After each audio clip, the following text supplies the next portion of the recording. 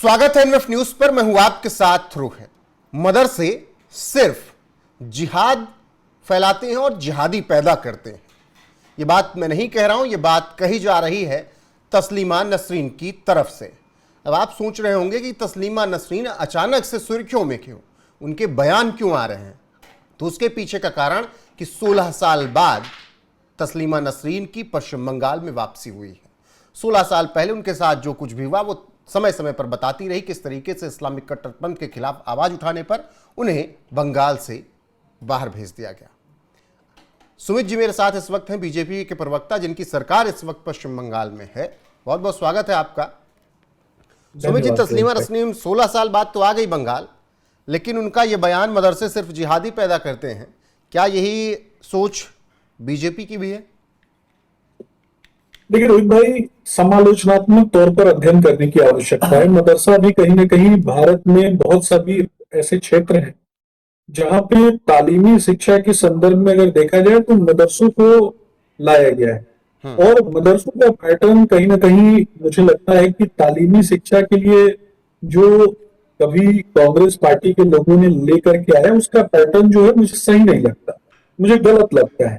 मुझे लगता है कि मदरसों में अगर आधुनिक शिक्षा पद्धति होती और राष्ट्रभक्ति अगर सिखाई जाती तो निश्चित तौर पर मुझे लगता है कि मदरसे सही काम कर रहे हैं। लेकिन अब तक का जो पैटर्न है, लगातार इस प्रकार से तालीमी शिक्षा के नाम पर डाउनवर्ड्स बच्चों को ले जाना, एक समाज के वर्ग विशेष के बच्चों को डाउनवर्ड्स ले जाना, उनकी मेंटालिटी को डाउनवर्ड्स ले जाना और उनको मानसिक तौर पे गुलाम बनाया जाना, मानसिक तौर पे बंधक बनाया जाना और वोट के ठेकेदारों के हाथ में उनका जीवन होना। और वोट के ठेकेदार कभी कांग्रेस पार्टी की दलाली करते हैं कुछ पैसों के लिए, तो कभी विपक्ष में किसी के और के साथ दलाली करते हुए दिखाई देते हैं। तस्लीमा नसरीन स्वयं मुस्लिम समाज से आती है, एक महिला है, तो मुस्लिम समाज में होने वाली कुरीतियों के संदर्भ में उनको जानकारी है और मदरसों के संदर्भ में, मदरसों में जो बच्चे सीखते हैं उसके संदर्भ में उनको काफी हद तक जानकारी है कि किस प्रकार की तालीमी शिक्षा के नाम पर महिलाओं के साथ मैरिटल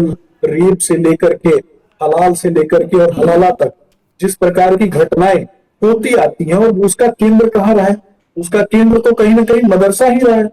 तो मदरसा केंद्र रहा है, इसी कारण से मुझे लगता है कि तस्लीमा नसरीन जी ने इस प्रकार की बातें कही। मेरा वही सवाल है कि जब तस्लीमा नसरीन ये बात कह रही हैं कि मदरसे सिर्फ जिहादी पैदा करते हैं, तो क्या अब आप लोगों की तरफ से कई बार ऐसा कहा जा चुका है, वो चाहे हिमंत विश्वा शर्मा की बात हो जो कहते हैं कि मौलवी मौलाना हम नहीं पैदा होने देंगे, मदरसों को पैसा नहीं दूंगा, मदरसे बंद करवा दूंगा, वो चाहे और अलग अलग राज्यों में आपकी सरकार, तो क्या पश्चिम बंगाल में हम मान लें कि आने वाले वक्त में मदरसे नहीं होंगे? बिल्कुल सही कहा है उन्होंने। और अलग अलग राज्यों के संदर्भ में अलग अलग बातें हो सकती हैं। कुछ राज्यों में रेडिकलाइज इस्लाम जो है थोड़ा कम होगा, लेकिन कुछ राज्यों में इस्लाम का रेडिकलाइज स्वरूप जो है वो निश्चित तौर पर किसी भी देश के लिए सही नहीं है। मुझे लगता है कि मौलाना मौलवी पे बहुत ज्यादा जिम्मेदारी होती है समाज को आगे बढ़ाने की, उस समाज को शिक्षित करने की। लेकिन उस समाज को शिक्षित बनाने के बजाय उस समाज को ऑर्थोडॉक्स बनाना और उस समाज के बच्चों को, मैं देख रहा था उत्तर प्रदेश का एक वीडियो देख रहा था कि एक अवैध मदरसा जो है उसको तोड़ने के लिए जब पुलिस पहुंची तो बच्चे आपस में बात कर रहे थे कि 72 हीरो वाला चैप्टर तो अभी तक पढ़ाया ही नहीं है। तो पत्रकार से जब वो बात करते वक्त वो बता रहे थे कि 72 हीरो वाला चैप्टर नहीं पढ़ाया है। तो अर्थ आप समझ सकते हैं ना कि कितना दुर्भाग्यपूर्ण है। ये कितना दुर्भाग्यपूर्ण है कि छोटे छोटे बच्चों को ये सिखाया जाता है कि तुम अगर जिहाद करोगे, जिहादी मानसिकता रखोगे तो तुमको 72 हूर मिलेंगे।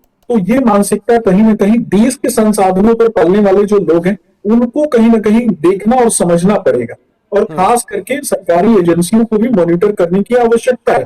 कई मदरसों से अवैध हथियार पाए गए, बिहार से लेकर उत्तर प्रदेश तक, उत्तर प्रदेश से लेकर असम तक, पश्चिम बंगाल तक। आप देखें कि आज भी पश्चिम बंगाल में मदरसों में से जिस तरीके से अवैध हथियार निकले हैं, पाकिस्तान में पिस्टल निकला है, पाकिस्तान में बंदूकें निकली हैं, तो निश्चित तौर पर यह दुर्भाग्यपूर्ण है। और दुर्भाग्यपूर्ण इसलिए है क्योंकि जो भारत के बच्चे हैं जिनका जन्म भारत में हुआ है और मेंटालिटी उनकी कहीं ना कहीं दूसरे देश से प्रभावित हो रही है, तो उस समाज के महत्वपूर्ण लोगों की जिम्मेदारी बनती है कि वैसे बच्चों को उस तालीमी शिक्षा से दूर करे और राष्ट्रवाद की शिक्षा में लेकर के जाए। इंडोनेशिया का एग्जाम्पल देख लीजिए, इंडोनेशिया अपनी संस्कृति को नहीं भूला। इंडोनेशिया में भले ही इस्लाम है, लेकिन इंडोनेशिया अपनी संस्कृति को नहीं भूला, अपनी संस्कृति को उसने बनाए रखा। वहां प्रभु श्री राम की भी पूजा होती है और कल्चरल हेरिटेज के तौर पर बाकी चीजों को भी देखा जाता है, बौद्धिज्म को भी देखा जाता है, और वो अपने धर्म इस्लाम को भी मानते हैं, प्रोग्रेसिव तरीके से आगे बढ़ने के लिए भी काम करते हैं। लेकिन मैं छोटा सा एक एग्जांपल दूंगा भाई, बिहार के संदर्भ में बात कर लीजिए। बिहार में भी अभी आपने देखा होगा कि जिस तरीके से संस्कृत विद्यालयों से लेकर के और जो मदरसे हैं, उन सभी की जमीनों को मॉनिटराइज करने के लिए जो काम हम कर रहे हैं, और लगातार हम ये जानकारी इकट्ठा करने में लगे हैं कि बिहार में जो असामाजिक तत्व है, वो असामाजिक तत्व कहीं ना कहीं मदरसों के माध्यम से समाज को दिग्भ्रमित तो नहीं कर रहे, एक समाज को तोड़ने का प्रयास तो नहीं कर रहे। ये सारी चीजें मॉनिटर करने की आवश्यकता है। और ये सारी चीजें मदरसों के ही संदर्भ में क्यों होती है? क्योंकि गाहे बगाहे कोई आतंकवादी जो है और आतंकी प्रवृत्ति का व्यक्ति या फिर किसी आतंकी के साथ कनेक्शन, या फिर कहीं कोई दुर्घटना होती है, कोई बम विस्फोट होता है, तो उसका कनेक्शन किसी मदरसे से निकल जाता है। तो इसके लिए उस समाज के जो प्रणेता है वो जिम्मेदार है कि नहीं? बिल्कुल। और ऐसे में ये जिम्मेदारी जो आप सवाल उठा रहे हैं, उसके बाद मेरा एक सवाल ये कि इतने लंबे वक्त बाद तस्लीमा नसरीन की पश्चिम बंगाल में वापसी, निश्चित तौर पर आपकी सरकार बधाई की पात्र है कि जो पिछले 16 से 20 साल में उन्होंने परेशानियां झेली, क्योंकि बंगाल के जैसे नहीं, बांग्लादेश में उनके मन की सरकार नहीं थी, इसलिए वो बंगाल में नहीं रह पा रही थी। ये आपने जो परिवर्तन लाया है, इसके लिए मुझे लगता है कि पश्चिम बंगाल भी आप लोगों का शुक्रिया अदा जरूर करेगा।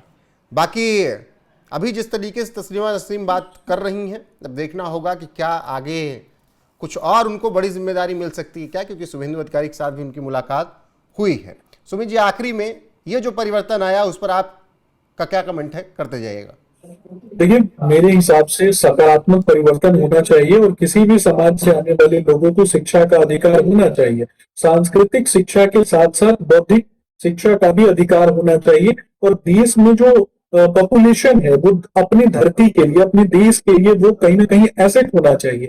लायबिलिटी अगर कोई भी समाज होगा तो निश्चित तौर पर वो अपने समाज के लिए भी लायबिलिटी होगा, अपने देश के लिए भी लायबिलिटी होगा, अपने धर्म पे भी लायबिलिटी होगा, अपनी कौम के लिए भी लायबिलिटी होगा। और वैसे लोगों के साथ, रोहिंग्या मुसलमानों के साथ आप देखिए कि पश्चिम बंगाल में क्या होता है। पश्चिम बंगाल से उनको भगाया जा रहा है। और बांग्लादेश में उनकी क्या स्थिति है? बांग्लादेश में कोई ह्यूमन ट्रैफिकिंग करने वाला कोई गैंग जो है, उनका कोई किडनी निकाल लेता है, तो उनके ऑर्गन निकाल लेता है और उनको बेचा जाता है। तो ये तो बांग्लादेश की स्थिति है। पढ़ा लिखा सभ्य समाज ही तो परिवर्तन लाता है। जी, बहुत शुक्रिया आपका सुमित जी। बाकी आप लोगों की राय क्या है? तस्लीमा नसरीन जो कह रही हैं कि मदरसे सिर्फ जिहादी पैदा करते हैं, कमेंट सेक्शन में जरूर बताइएगा। वीडियो को शेयर कीजिएगा, लाइक कीजिएगा, चैनल को सब्सक्राइब करना ना भूलिएगा। बने रहेगा हमारे साथ लगातार। नमस्कार।